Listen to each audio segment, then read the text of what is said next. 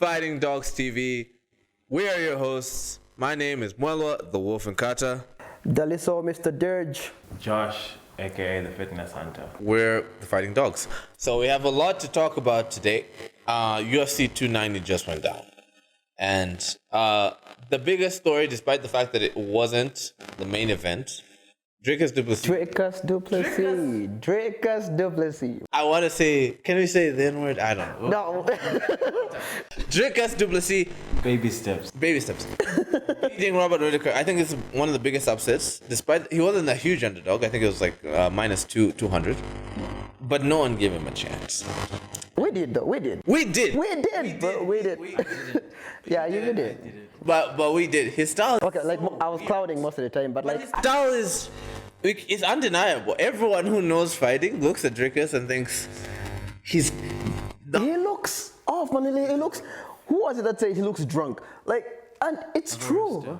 Might have been MMA guru. Probably guru, yeah. Yeah, it was probably guru. But like, dude, I remember how we were like, he would stumble and slip his way into like a KO. Yeah. Dude, we got that shit right, man. He did. He is the best Worst fighter we've ever seen. No one ever gives him a chance, but he wins. He wins. You see his post-fight interview? I did. Yeah, and the funny thing is, he actually knows his fighting style is weird. Yeah, he does. So he's doing that on purpose. So, that being said, this man is a genius. But he might be. I was about to say, he might be just ahead of his time. Yeah. Like, he does some things that are wrong, or that we think are wrong, rather, or that are unorthodox. Yeah.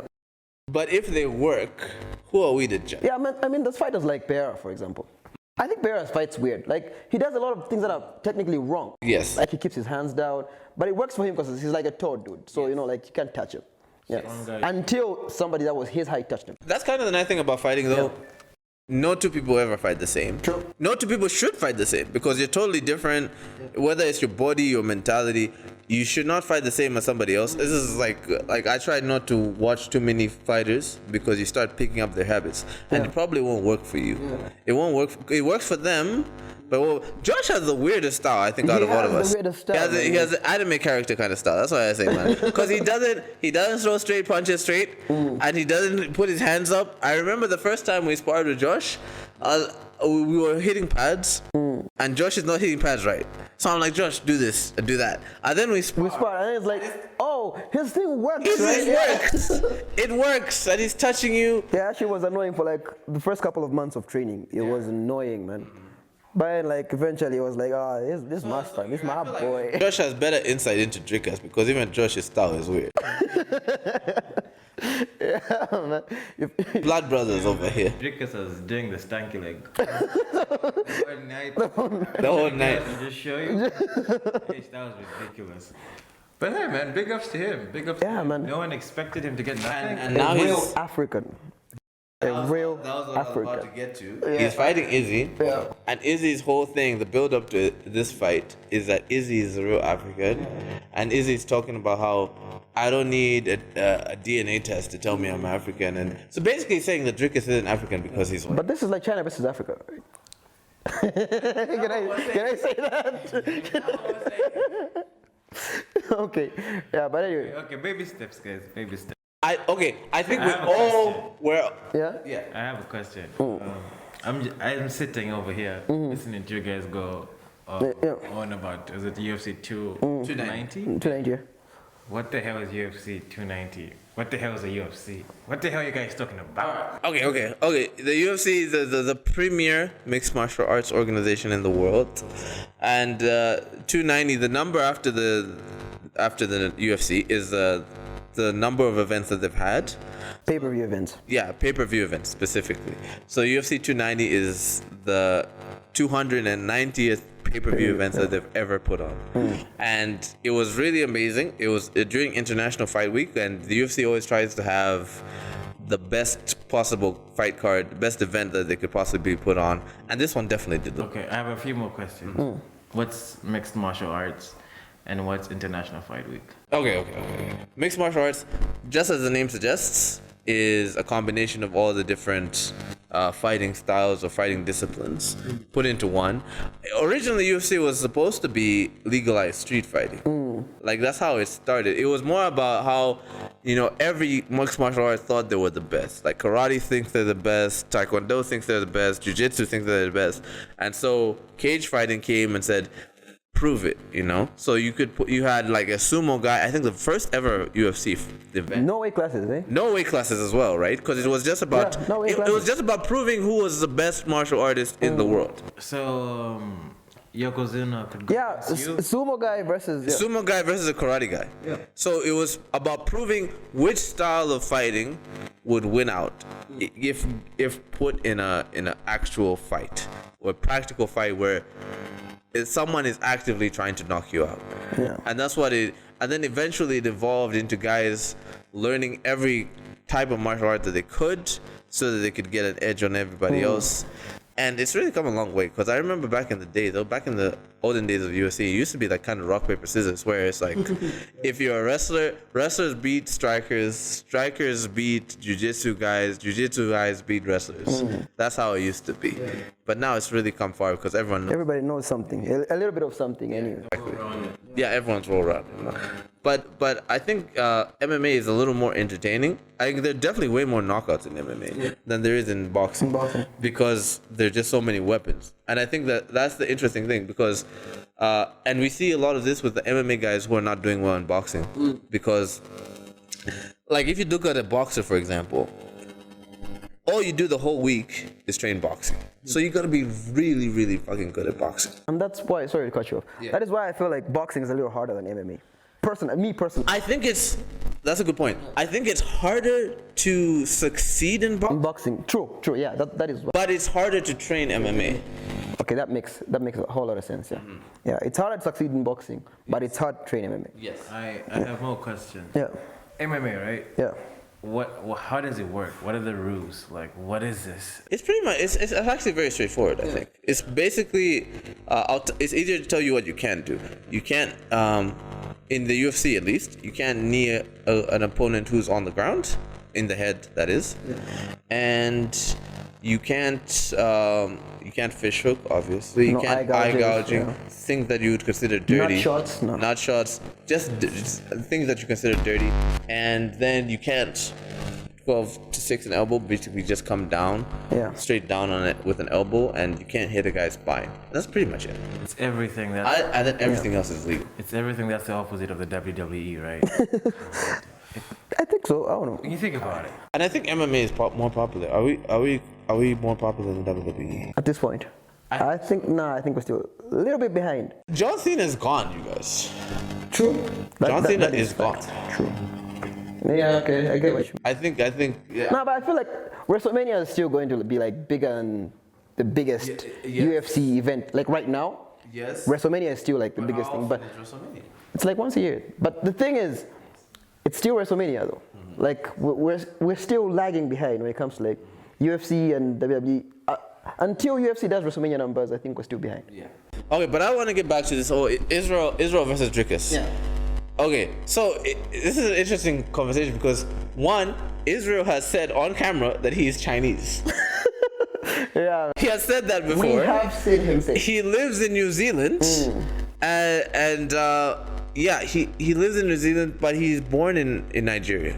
He left Nigeria. His parents left Nigeria. He lives in New Zealand. He claims to be Chinese. He claimed to be Chinese at some point. Yeah. Drickus, though white, was born in Africa, raised in Africa, fights out of Africa. He goes to the trouble of flying all the way to the US, which is not an easy flight because you have to, from South Africa especially, there are about 3 connecting flights.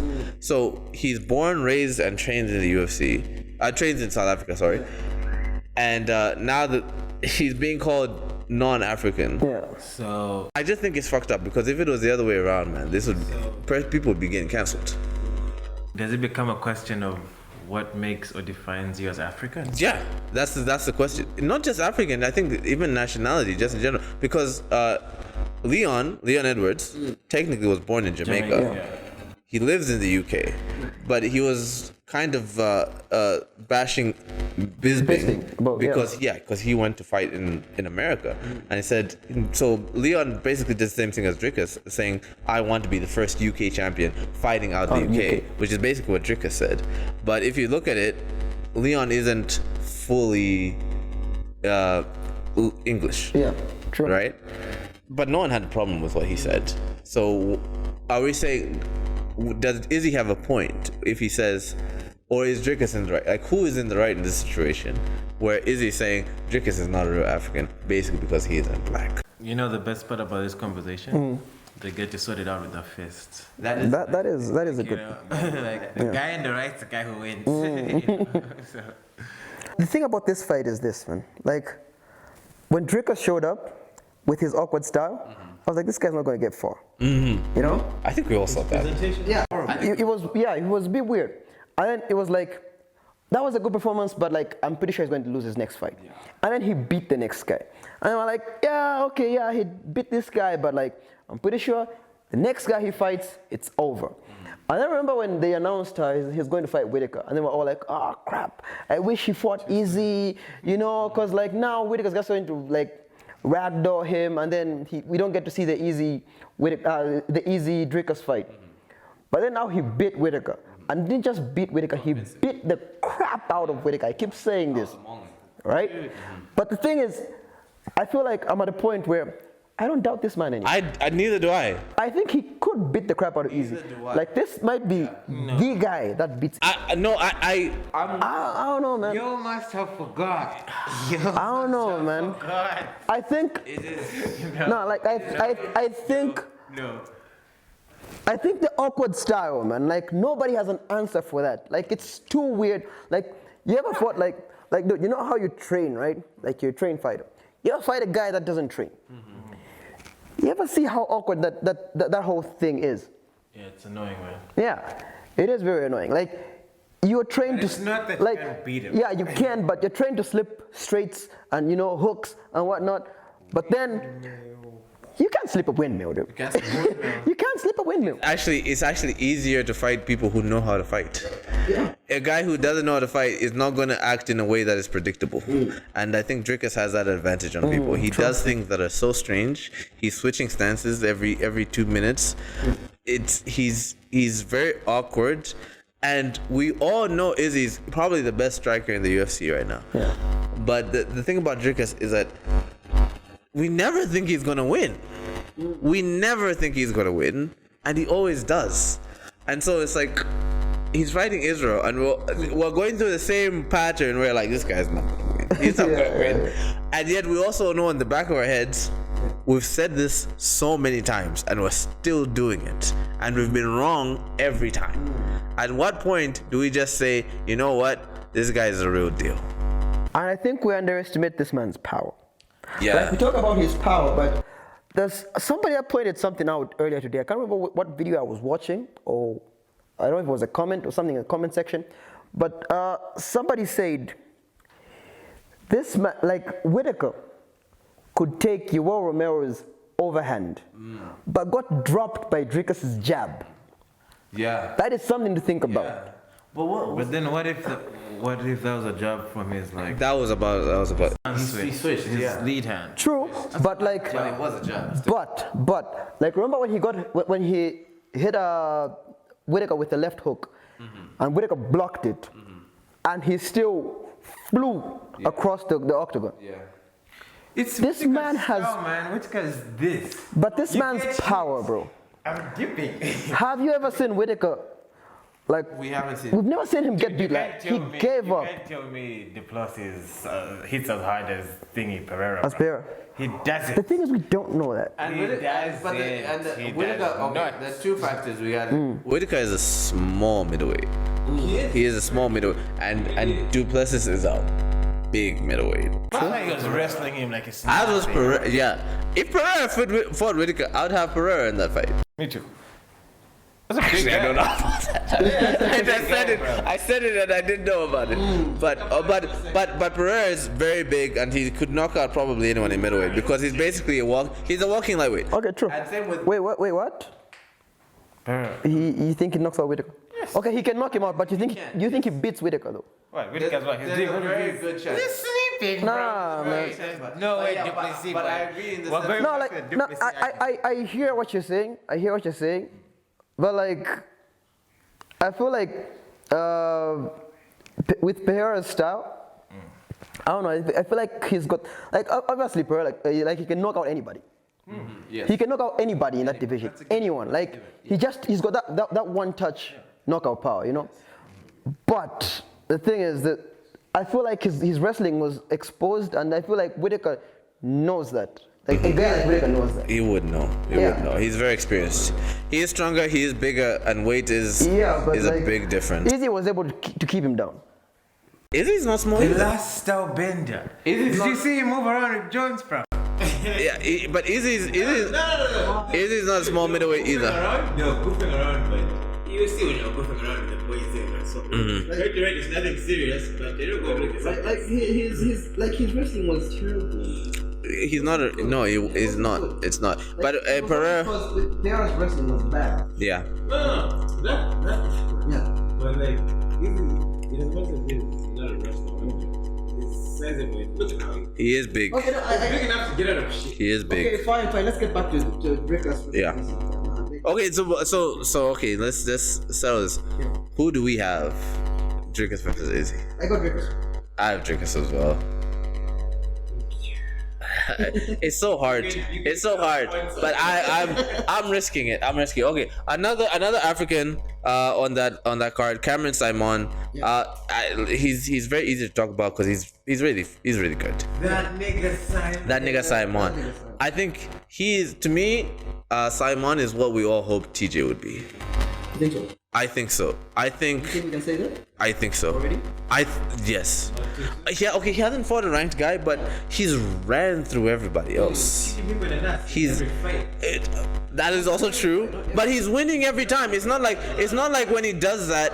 I'm gonna be honest. Like I was giving him this one fight. Like if dude gets a foul, I'm done. He's a dirty fighter. Yeah, he's just a dirty. Yeah. Thankfully, he finished it without a foul. Yeah, I was so happy. Smiling all over the place too. Yeah. Because that's my guy, man. I like him. I want him to succeed. We all do, yeah. But his weight class, though. It's murderer's row.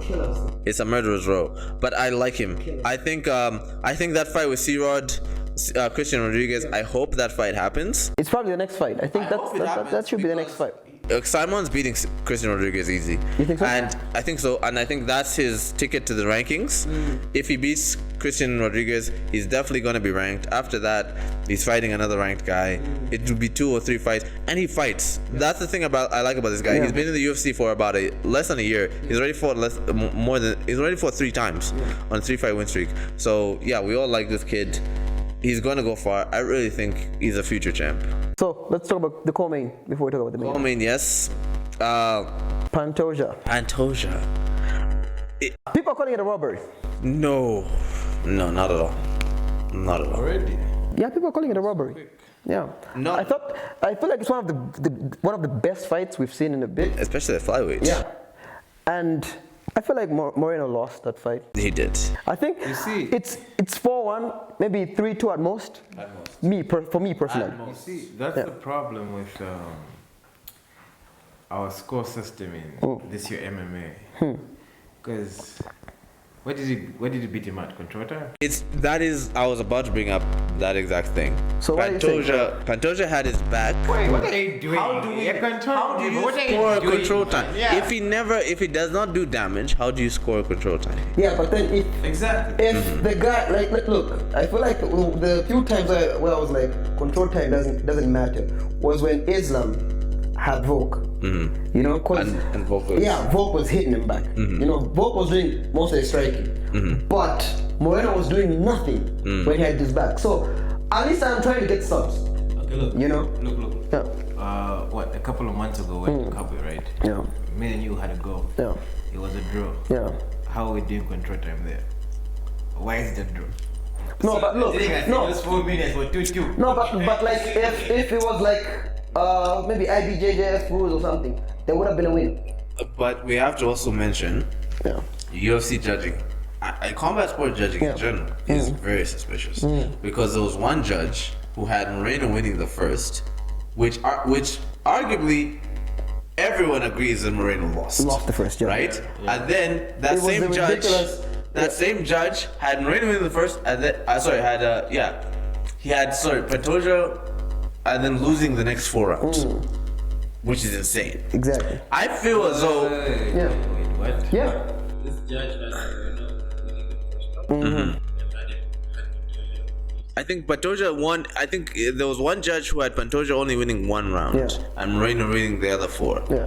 So my suspicion is that judge didn't know who Moreno was and didn't know who Pantoja was.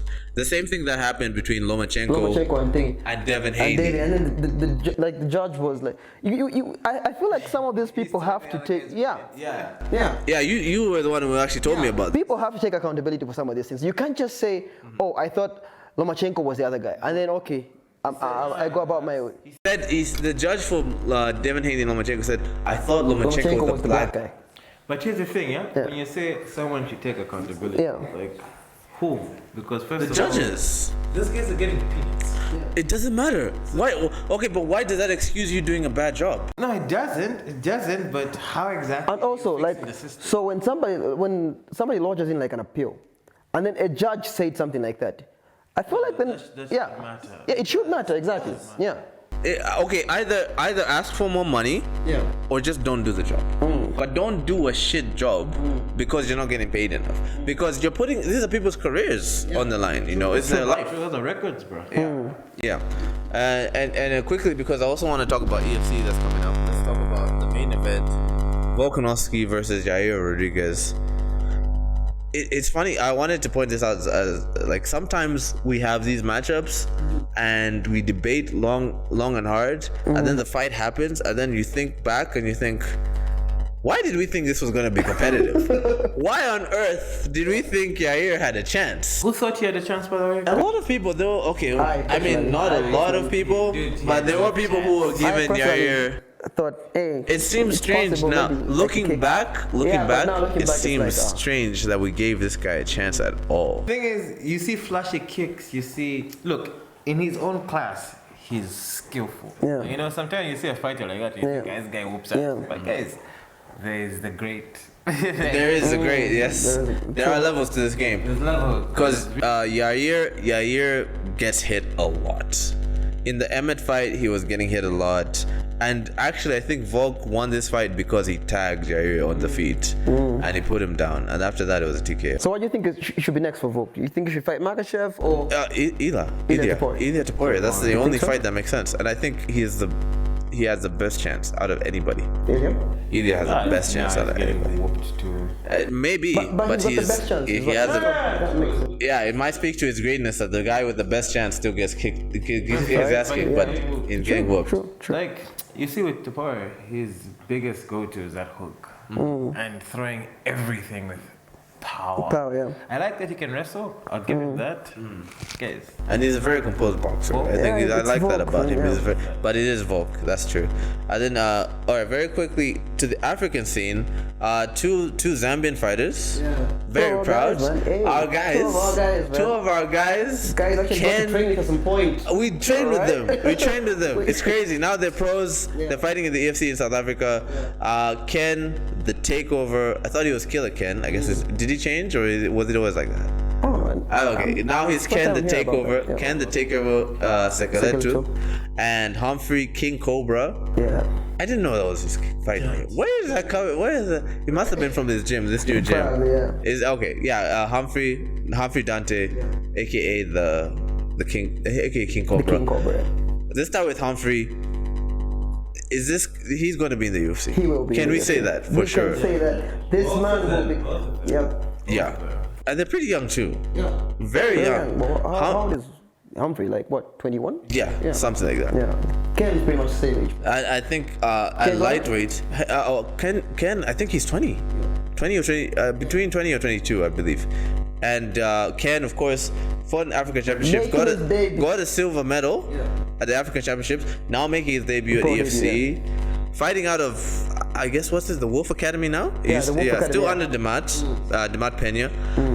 I think Humphrey, we're certain now. Humphrey's crushing it. He's going to be in the UFC at some point. Yeah. I think he's the best prospect that we've ever had coming out of Zambia. Sure. Shout out to Rob though. And Rob, yes, Rob, the Godfather himself, and obviously I think Ken, the most technical fighter I think we've ever seen coming out of Zambia. I think that's safe to say. Yeah, definitely. I think both of them, if all goes well, barring any kind of injuries or anything, God forbid, they're definitely going to be in the UFC. Yeah. They're going to be fighting in the EFC on the 13th. We're really looking forward to that. Couple of beers that we're going to have a watch party. Yeah, we have to. Yeah. These guys are going to go far. I think everyone should have a look at them, follow them on social media, because they are the future. If these niggas don't do it, there ain't no hope for the rest of us. Right. Because they are the best we could produce. Yeah, we're very proud of them. Yeah. All right. So thank you for watching. This has been Fighting Dogs TV. I've been Mwalo, the Wolf and Kata. That is so Mr. Dirge. Which cover is it? That one? Oh, there we go. Z Fitness Hunter. And we're the Fighting Dogs.